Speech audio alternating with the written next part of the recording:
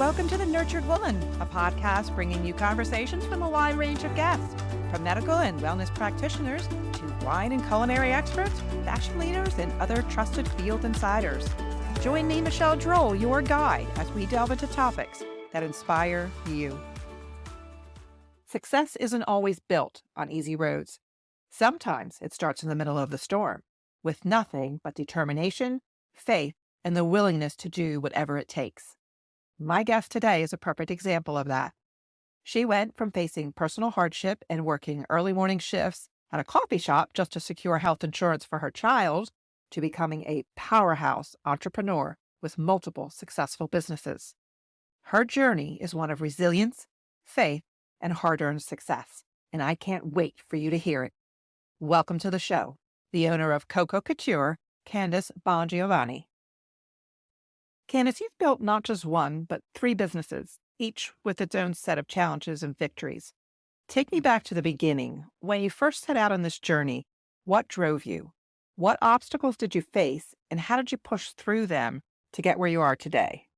My first business was a high-end children's boutique, and it was extremely trying because I had never opened or owned a business at that time. And so lots of challenges. You learn by example, you learn by fault, and you learn by your mistakes. And so going forward in opening my second and third business, trial and error. Not necessarily one thing works for the second business or another business. When I opened my children's boutique, and that was back in 2006, I was going through a very difficult time. I was going through a divorce and having a 6-year-old. Court proceedings and all that fun stuff that comes along with divorce, which some can look at as negativity, and at that time I certainly did. But now, many years later, you look back and you say, that was a trial and tribulation time in my life, and it has made me much stronger today because, you seek guidance from others and you seek guidance from the Lord, and boy, you really, really hold on to your faith. And I think in this day and time without faith, you don't have a whole lot. So at the time, I wasn't thankful for going through that, but I am now because I have a totally different outlook on life, on business, and things that I value. And you become very, very humble when you go through a time like that. Your story really struck me. Needing health insurance and making the tough choice to take a job at Starbucks to secure it. You did what you had to do, working those very early morning shifts. What was that time in your life like? What kept you going? I quickly found out that if I worked 25 hours at Starbucks, I would have full benefits. So I did. I had a very young child at the time, but I knew that I could go and I could open Starbucks in the mornings and doing that 4 or 5 times a week, and I would have full benefits. I had some great health concerns at the time. I had a pulmonary embolism, which was very, very scary. And we don't have insurance, that's even scarier. So I highly encourage anyone, if you need insurance, go to Starbucks. It was a really enlightening experience, so to speak. I'll never look at a cup of coffee the same. Candace, when we spoke the other day, you shared stories about your childhood that really stuck with me. I've always believed that when kids grow up working hard, that work ethic stays with them, shaping their future in ways that they don't even realize at the time. Looking at the dedication and success you have today, it seems like those early lessons played a big role. Can you share a bit about your upbringing and how it influenced the person you are now? Yes, I was born and raised in a very small town called Randleman, North Carolina, where we virtually have one stoplight. Grew up on a farm, but as far as work ethic, my dad, and I have to really repeat myself multiple times to people because they say, tell me that again. My dad worked 2 full-time jobs back to back, 2 8-hour jobs, and he did that for over 40 years. And my mom was a school teacher. We lived off the land. We had a farm. I can probably count on one hand how many times we actually went out to eat as a family. We grew everything on the land. And, at 14, I worked in a chicken house. I have done everything. I look back, obviously, when you're 12 and 13 years old and they say, go mow the yard, you don't want to do that. But the work ethic that both of my parents instilled in me and my older siblings I look back and I'm thankful for that. I am so thankful.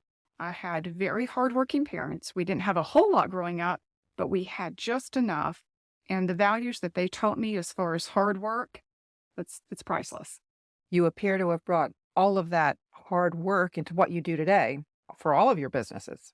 Yes, and I have a brother that is a vice president of a large corporation. My sister is an extremely well-known physician in North Carolina. So we all are very blessed to have parents, our parents.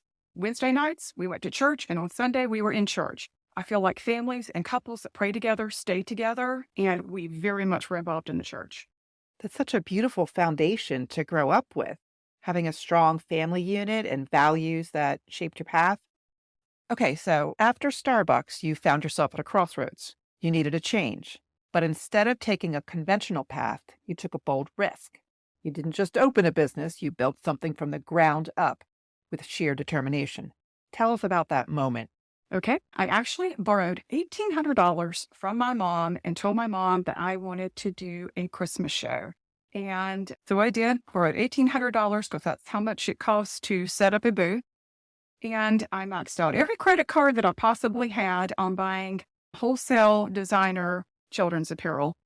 I set it for 8 days at the show, made a profit. And then I had an even brighter idea where I said, I'm going to open a children's store.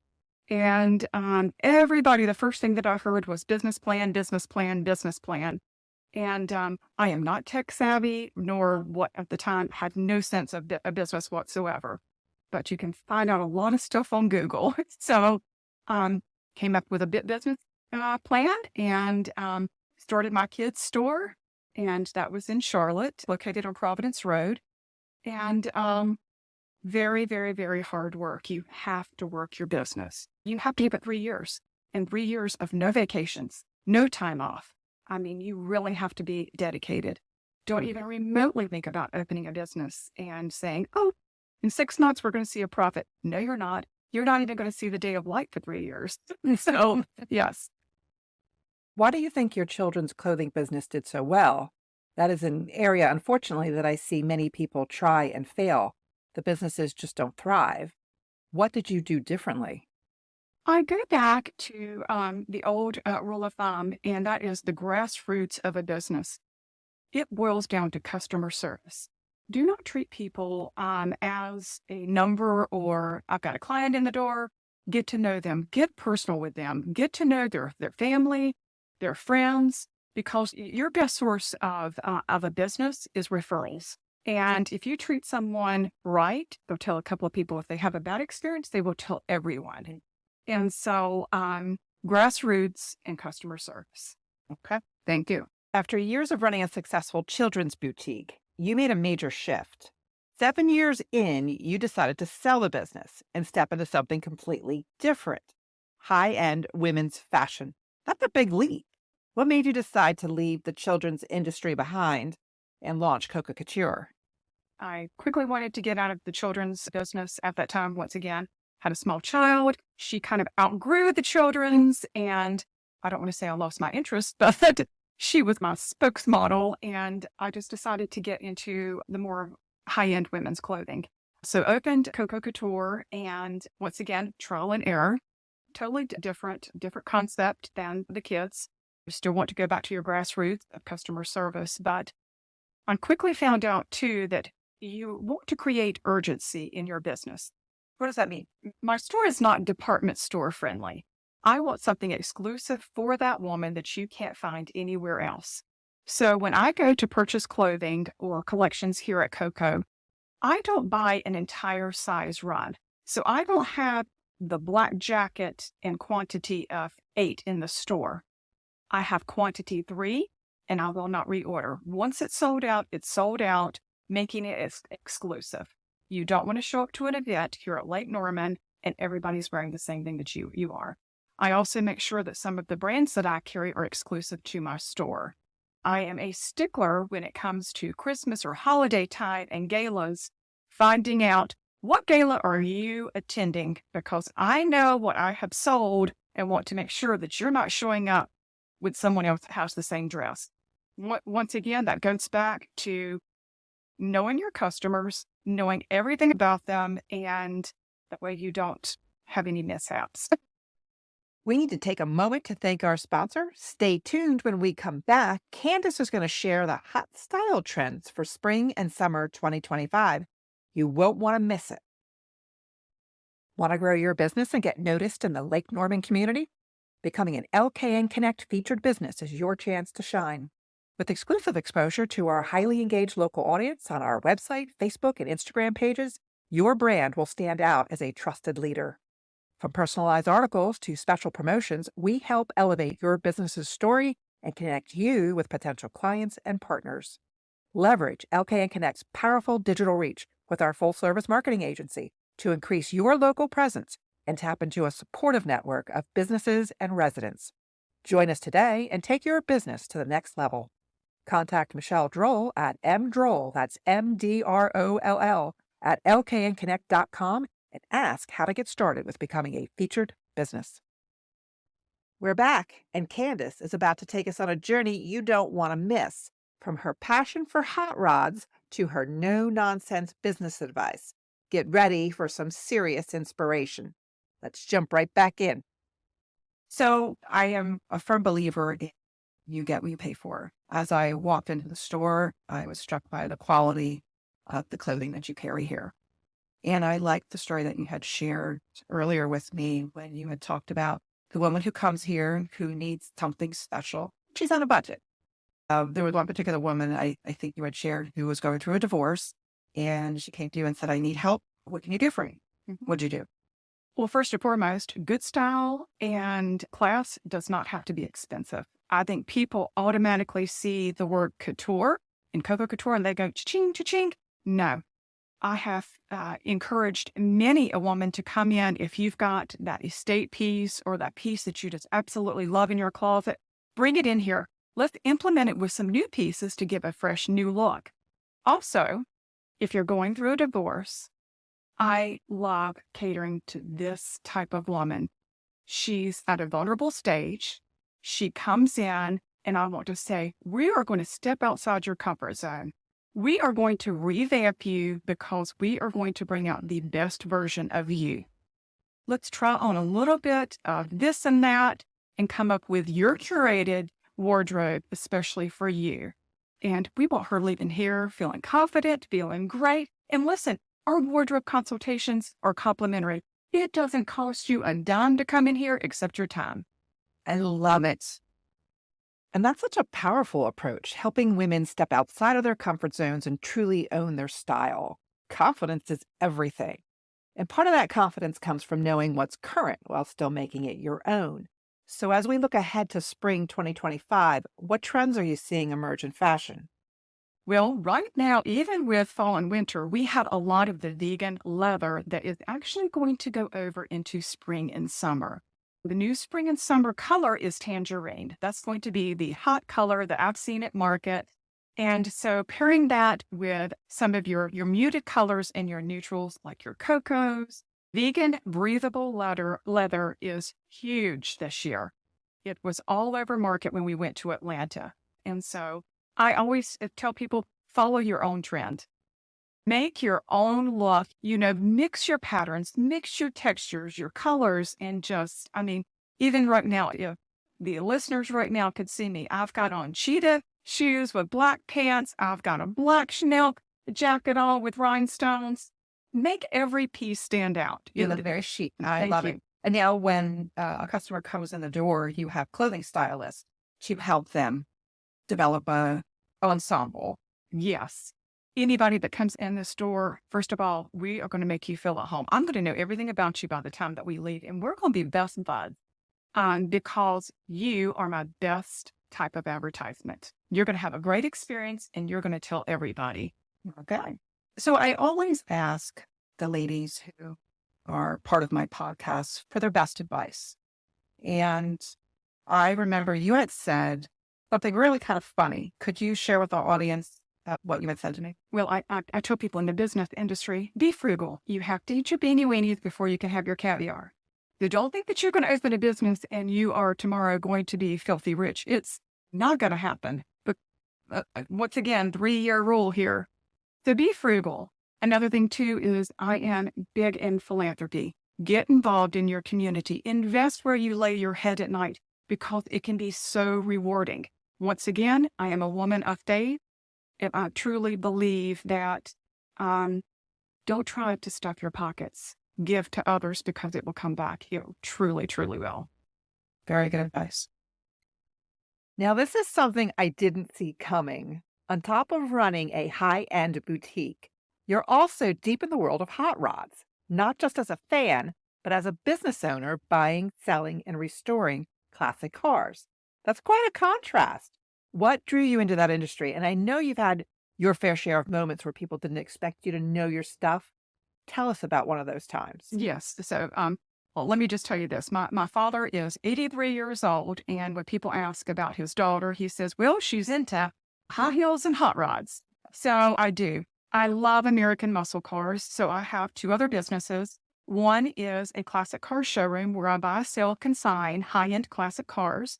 And next door, I have a hot rod shop where I do the complete rebuild, restorations. I drop LS engines, Coyote engines, you name it. So once again, when there's a lot of similarities, because when you have the woman that comes to me and says, my husband has got this junker parked in the garage, I look at her and say, you know, those pair of shoes that you have only worn one time that are in the closet and you walk by them and just smile. It's the same thing with him and his car in the garage. It is the exact same thing. So I love what I do. I go from one extreme to the other. My dad collected classic cars, so I have always been this need for speed, loud and obnoxious. But I also love the beauty of someone entrusting in me and bringing a car to me to bring it back to its original glory. It is a piece of art. It is. And one of my personal thrills is when I get called to come out to take a look at a car, and I have a man that underestimates me where he thinks I don't know a possum from a cat. So it's a little bit. I'll let him do his fluff, and then, yep, I have to pull one over on him. I bet they never see it coming. So it's clear you've got a real passion for what you do, whether it's transforming classic cars or curating a wardrobe that makes women feel their best. You're always on the go, balancing these businesses with such dedication. But with all that energy, I have to ask, where does it come from? You've accomplished so much. What's the secret to staying energized? Do you have a routine, or is it just pure passion that keeps you going? Well, I love staying busy. I do. I love little projects. And so I split my week between Lake Norman and Asheboro. And so Lake Norman, I have Coco, which I absolutely love. I love my customers. And then at the end of the week, I'm in Asheboro, North Carolina, where I have Carolina Classic Cars and the Hot Rod Shop. My dad, once again, 83 years old, he comes out at the end of the week, helps me run both places. But most importantly, I have to have energy because I have 6 ladies that work here at Coco, and I despise the word boss. I despise the word employee. We are family. When you come on board with me at any of my businesses, we don't use the word boss or employee. I want you to be my friend. I want us to build each business together, and you put forth the effort, and I promise I will reward you. I'm responsible for a lot of families and their livelihood, so I can't just sit back and go, I think today's going to be a day of rest. It can't be. I thrive on making people happy, changing their life. I mean, anywhere from the restoration of a classic car. I have pulled many a car out of a barn find that was passed on where somebody has inherited and they wanted to restore it back to its glory. And the smile that you see on their face, it is very rewarding. Well, Candance, thank you so much for speaking with me today. You are just simply a remarkable woman, truly. And it was a joy to meet you. And I know that our audience is really going to be very inspired by our conversation here today. Thank you for tuning into this episode of The Nurtured Woman. We had a fantastic conversation today with Candance Bongiovanni about her journey of building a business from the ground up, the challenges she's overcome, and the faith that has guided her every step of the way. If Candance's story resonated with you, take a moment to reflect on the doors that may be opening in your own life. Sometimes the path forward isn't what we expect. Until next time, keep nurturing your dreams and embracing the journey ahead.